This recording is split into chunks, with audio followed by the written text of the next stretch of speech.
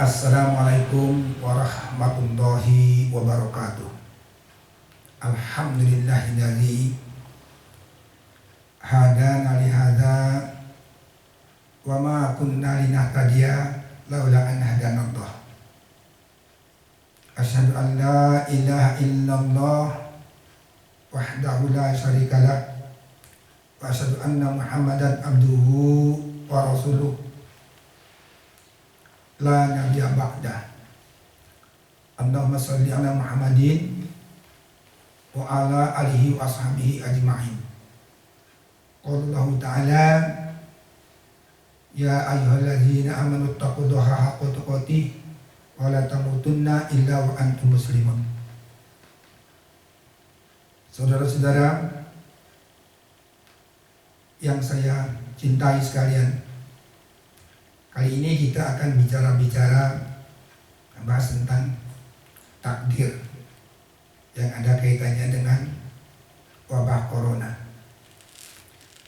Dari berbicara tentang takdir, saya akan menyampaikan apa yang pernah diucapkan oleh Rasulullah tentang masalah takdir. Jadi masalah takdir ini adalah merupakan sesuatu yang gaib, yang akal manusia itu tidak dapat menjangkau ke sana, terkecuali atas keterangan dari Allah maupun dari Rasulnya. Jadi pada suatu hari sahabat tuh duduk-duduk di perkuburan Al-Baqi Al-Harqaj. Kemudian datang Rasulullah. Kemudian Rasulullah ikut bergabung di situ.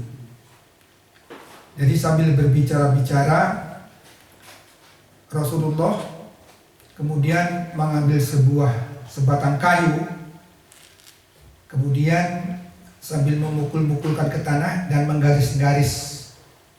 Nah, pada saat itulah Rasulullah mengatakan yang intinya begini: manusia itu sudah ditetapkan bagiannya di surga ataupun di neraka. Dan telah ditetapkan bagiannya itu dia mau bahagia atau sengsara. Jadi tentang surga atau nerakanya seseorang itu, bahagia dan sengsaranya itu telah ditetapkan oleh Allah Subhanahu wa taala.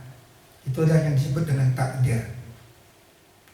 Menyikapi perkataan Rasulullah ini, ada sahabat yang bertanya dan mengeluarkan pendapatnya kepada Rasulullah sallallahu alaihi wasallam. Ya Rasulullah, kalau begitu lebih bagus kita berdiam diri saja. Karena untuk apa kita melakukan sesuatu, berbuat amal, padahal kita sudah ditetapkan sebelumnya oleh Allah Subhanahu wa taala. Nah, kemudian Rasulullah mengatakan, "Oh, tidak demikian." Nah, jadi hal yang bersifat fatalisme itu disangkal oleh Rasulullah karena menyerah dengan takdir yang telah ditakdirkan oleh Allah Subhanahu wa taala. Padahal kan kita belum tahu apa takdir kita nanti, belum tahu. Oleh karena itu kita tidak boleh menyerah begitu saja dengan apa yang dikatakan takdir, sebagaimana apa yang dikatakan oleh sahabat Rasulullah tadi itu. Kemudian Rasulullah mengatakan, oh enggak demikian. Karena orang yang ditakdirkan kepada bahagia, dia akan dimudahkan untuk mengamalkan amalan-amalan yang menuju bahagia. Atau dikatakan orang yang ditakdirkan kepada surga, Allah akan memudahkan dia itu berbuat amalan-amalan yang menuju ke surga. Dan barang siapa yang ditakdirkan ke neraka, Allah itu mempermudah orang-orang melakukan perbuatan yang menuju ke neraka. Itulah jawaban Rasulullah sallallahu alaihi wasallam berbicara tentang takdir. Jadi artinya kita sebagai manusia yang hidupnya itu telah ditentukan oleh Allah Subhanahu wa taala, nasibnya, takdirnya, itu diberi kewajiban untuk beramal, berbuat. berusaha. Sementara takdir itu wewenang Allah. Kita itu tidak tahu apa yang akan ditakdirkan oleh Allah kepada kita, kita nggak tahu. Oleh karena itu berbuat saja. Insya Allah kalau kita memudahkan perbuatan kita yang menuju surga, insya Allah akan seperti itulah takdir untuk kita. Sebagaimana sabda Rasulullah SAW. Jadi orang yang ditakdirkan untuk masuk surga, maka dia diberi kemudahan untuk mengamalkan amalan-amalan ke surga. Demikian juga orang yang ditakdirkan untuk masuk neraka, maka dia dimudahkan oleh Allah untuk melakukan perbuatan-perbuatan yang menyebabkan dia masuk neraka. Itulah sekelumit hadis yang kita baca dari semua kitab sahih. Semua kitab hadis sahih, baik Bukhari, Muslim, Abu Daud, Tirmidzi, sama seperti itu menyatakannya tentang masalah takdir. Nah, ini ada gambarannya, peristiwa yang saya lihat, bukan saya alami, yang artinya pengalaman saya tentang apa yang dilakukan oleh tetangga saya dulu waktu masih saya tinggal di kampung. Ada seorang gadis ingin mengakhiri hidupnya dengan bunuh diri. Dia ngambil tindakan dengan ingin menggantung diri, ya, menggantung diri karena kita tidak tahu apa sebabnya dia mempunyai motivasi seperti itu. Maka dia naik ke atas rumah. Di atas rumah itu pada posisi di atas plafon dan di bawah atap. Jadi memang tidak bisa dilihat orang dari bawah. Dia gantung diri dengan kawat, lehernya diikat dengan kawat. Kemudian dia menggantungkan dirinya diikatkan pada kayu yang ada di atas. Maka tatkala dia sudah tergantung, tubuhnya itu meronta-ronta sehingga bergerak-gerak itu plafon rumahnya itu. Maka ada orang dengar, tetangga sebelah yang dengar suara yang meronta-ronta. Lalu dilihat, kemudian ada petunjuk bahwasanya suara itu ada di atas plafon. Maka tetangga tadi itu pun naik ke atas plafon dan dilihat, ternyata si anak gadis itu sudah tergantung dan sudah berbuih mulutnya. Kemudian diturunkan, cepat diturunkan. Nah, tetapi ternyata alhamdulillah nyawanya tertolong. Dan dia tidak mati di dalam usaha bunuh diri itu. Nah, ini membuktikan kepada kita bahwasanya takdir itu sudah ditentukan oleh Allah. Dia belum mati pada saat itu, ya, dia belum mati pada saat itu. Maka ada saja pertolongan Allah melalui tetangga, diselamatkan dia. Dan sampai sekarang orangnya masih hidup dan punya anak. Karena dia dulu waktu menggantung diri itu ada masih gadis.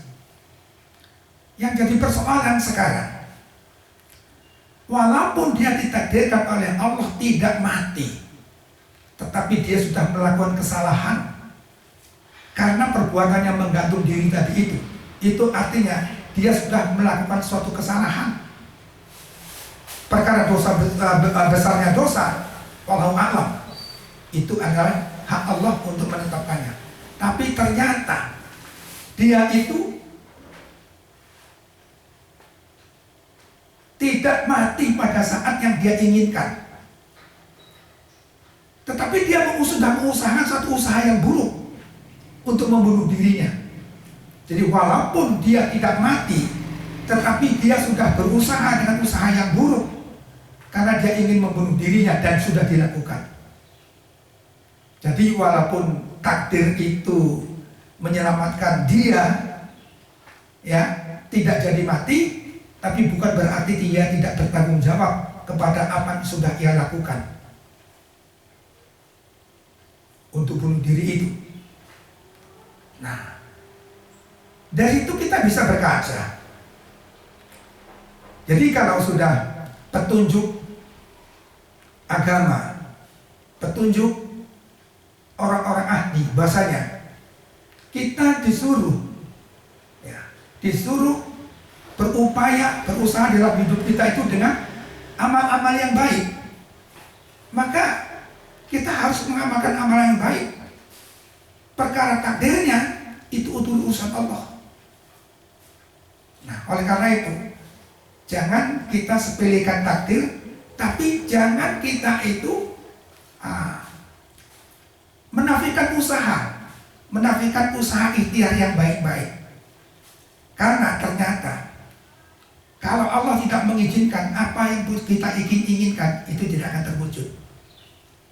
Namun, tatkala takdir itu menyatakan bahwasanya dia itu tidak mati dan selamat, tapi bukan berarti dia tidak punya kesalahan, bukan berarti dia itu tidak melanggar hukum, karena dia itu sudah berbuat yang menyalahi daripada aturan-aturan kehidupan.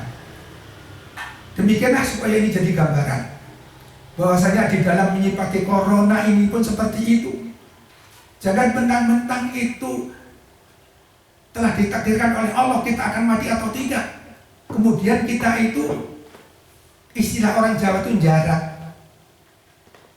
kita melakukan perbuatan-perbuatan yang bisa mencelakakan kita, melakukan perbuatan-perbuatan yang merugikan kita, yang menurut petunjuk bahwasanya itu adalah perbuatan yang menyalahi daripada usaha untuk memelihara diri. Karena memelihara diri itu ada kewajiban. Seperti dalam maqasidus syariah, kita ini termasuk hifzun nafs, yaitu memelihara jiwa, itu diwajibkan bagi kita. Jadi persoalannya, kita ini hanya berikhtiar, karena kita manusia bisanya hanya ikhtiar, hak kita hanya ikhtiar, kewajiban kita hanya ikhtiar. Sementara takdir itu urusan Allah Subhanahu wa taala. Kita tidak tahu takdir apa yang akan menimpa kita. Mungkin kita berdiam diri di rumah pun akan bisa kena corona, bisa mati.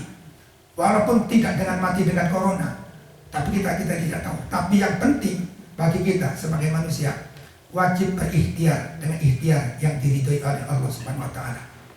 Demikian, wassalamualaikum warahmatullahi wabarakatuh.